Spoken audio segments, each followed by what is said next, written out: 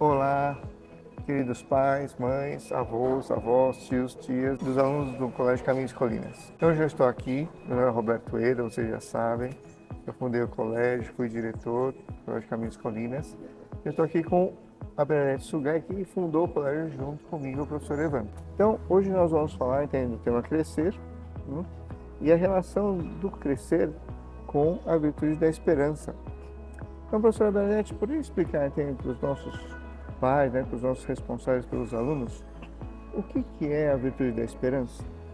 A virtude da esperança é um dom de Deus. Então, a fonte da esperança é Deus. Então, é algo que, para a gente conseguir, o mais importante é a gente pedir para Deus. E a virtude da esperança, ela tem alguma relação com a virtude da fé? Sim, ela tem bastante relação com a virtude da fé. Porque assim como a fé também é um dom de Deus que a gente pede, mas que a gente acredita em Deus, a gente tem a certeza de que Deus existe, de que Deus é Pai, a virtude da esperança, ela alimenta essa fé, porque a gente está constantemente apostando e esperando em Deus. Isso. Então, justamente porque um dia nós fomos criados no passado, então Deus nos deu a virtude da fé. E quando passou o tempo, então uma das coisas que a gente foi aprendendo, confiando em Deus, é que aquele que nos criou não vai nos abandonar nunca. Então a virtude da fé é a virtude do passado, que está presente agora, no presente, mas a virtude da esperança é aquela que projeta o nosso futuro. Então, professora Bernadette, é importante que a gente pense no futuro? Sim, é importante que a gente pense no futuro, que a gente alimente, que a gente sonhe, que a gente deseje, porque o futuro é onde a gente vai estar um dia. Sim. Então, existe alguma diferença das pessoas que se planejam para o futuro e daquelas que não se planejam? Sim, eu diria até que se você não planeja o futuro, a gente não consegue viver bem o presente. Isso por quê? Porque o ser humano, como você mesmo falou, a relação entre a fé e a esperança, em que a fé é o passado e a esperança é o futuro, então a gente está projetando. Se a gente está projetando, a gente está caminhando para algo, mesmo que a gente não conheça, o nosso coração almeja. Então, conforme a gente vai projetando e caminhando em direção ao futuro, de uma certa forma a gente está também vivendo o futuro no presente. Eu realizo o amanhã através da forma como eu vivo hoje. Então, acho que é importante assim, a gente também pensar nas crianças, né? Que a gente precisa ensinar as crianças a sonharem. Então, professor Bernardo, você acha que Deus, que nos criou, e é muito bom, Ele tem sonhos para nós? Eu acho que Deus constantemente tem sonhos para nós. Primeiro que nós somos frutos desse sonho que é o amor de Deus. E depois, o nome que a gente dá para esse sonho de Deus é missão. Então, ele tem um plano para nós. E eu acho que, pensando no que você estava falando sobre o crescimento, o nosso papel seria de que forma eu aceito esse convite e de que forma eu me oriento para esse convite. Então, acho que é uma relação em que Deus tem um sonho para mim. Será que eu estou dialogando com esse sonho de Deus e eu estou transformando esse sonho de Deus no meu sonho? Exatamente. Então, o que é interessante? A gente, traduzindo assim uma linguagem mais infantil, ou talvez mais juvenil, é pensar assim que você tem 3 filhos, 4, um já está no céu, mas eles gostavam de brincar de esconde-esconde com você? Bastante, graças a Deus. Então, mas tem uma coisa esquisita, assim, porque você esconde uma coisa da criança, mas ela fica feliz por quê? A criança fica feliz porque o esconde-esconde para a criança pequena é algo em que ela já sabe o que vai acontecer. Então ela já está esperando aquilo. Encontrar aquilo que a gente escondeu, lógico, é isso que está querendo dizer. Eu tô pensando em duas hipóteses. Uma é a criança que brinca de esconde-esconde e não sabe onde está o objeto. Então, de fato, a expectativa dela é eu descobrir onde está o objeto, mas eu sei que o objeto existe e ele está em algum lugar. Então, o caminho, o processo para descobrir o objeto é muito importante, porque ela sabe que vai ter um prêmio depois que essa descoberta. E também estou pensando no mecanismo repetitivo que a criança tem, que já sei, não é uma descoberta, é mais a brincadeira do esconder. Então são duas coisas. Você acha que Deus, ele esconderia para nós um prêmio que seria ruim? Não. Com certeza Deus nunca faz isso. Então, no fundo, Deus continua, entende, olhando para nós como filhos pequenos. E a gente olha para o futuro e essa missão, né, que ele não diz qual que é uma brincadeira. Porque ele espera que a gente descubra qual é a missão. A gente precisa ter a certeza de que ele é bom, né, e que esse prêmio, né, o cumprimento dessa missão é algo bom. Por isso que a fé em Deus alimenta a esperança.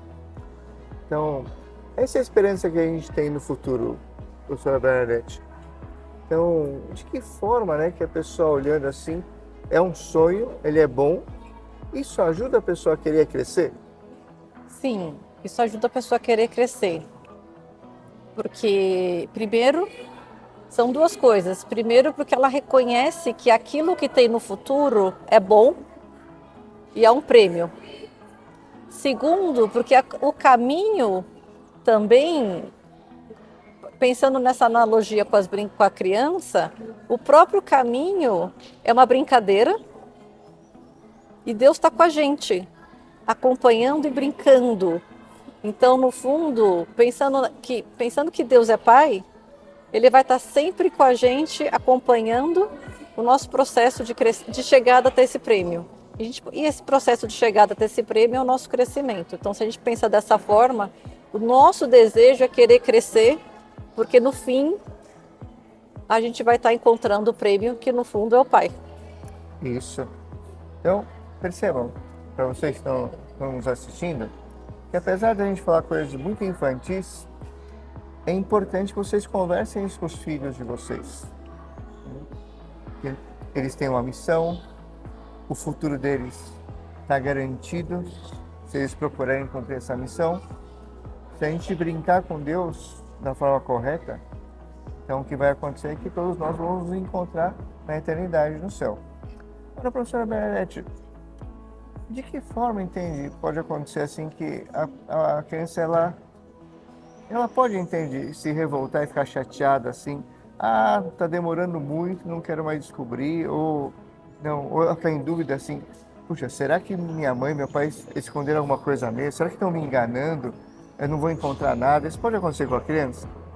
Isso pode acontecer com a criança, com os adultos, ou qualquer pessoa. Se isso acontecer, o que acontece com a brincadeira? Ela deixa de ser uma brincadeira. No fundo, você está cortando a relação, porque a brincadeira, no fundo, existe um combinado. Existem as regras do jogo, e eu topei as regras do jogo. Então, quando existe essa rebeldia, no fundo, eu estou contestando alguma coisa e está quebrando uma relação de confiança. O maior problema, assim, de rebeldia é se a pessoa ela negasse que Deus é Pai. Então, uma das coisas que pode acontecer na brincadeira é que o pai, a mãe, né, queiram brincar e a criança, ela nega, entendeu? Eu não quero brincar. O que aconteceria daí, professora Bernadette? A brincadeira acabou. Porque se a criança não quer mais brincar, o comum é ela manifestar, agora eu não quero mais, tchau, vou embora. Aconteceu uma vez que você estava jogando com seus filhos e algum perdeu e ficou revoltado? Assim? Sim, várias vezes. O que a gente tem que fazer daí? A gente tem que conversar, explicar para ele que não é bem assim, vamos ver, tentar entender por que ele ficou bravo, o que aconteceu. E também ter um pouco de empatia. Olha, a mamãe entende, eu sei que é chato perder, Eu sei que às vezes tem coisas que você não está entendendo, mas você não estava gostando enquanto você estava brincando? Não estava divertido? Você não aprendeu alguma coisa? Então essas são as coisas que a gente faz. Então, Deus faz isso conosco. Como é que você... Que conselho você daria aos pais, né? Quando algum filho, né? Se revoltar assim com os conselhos, o diálogo com os pais, né?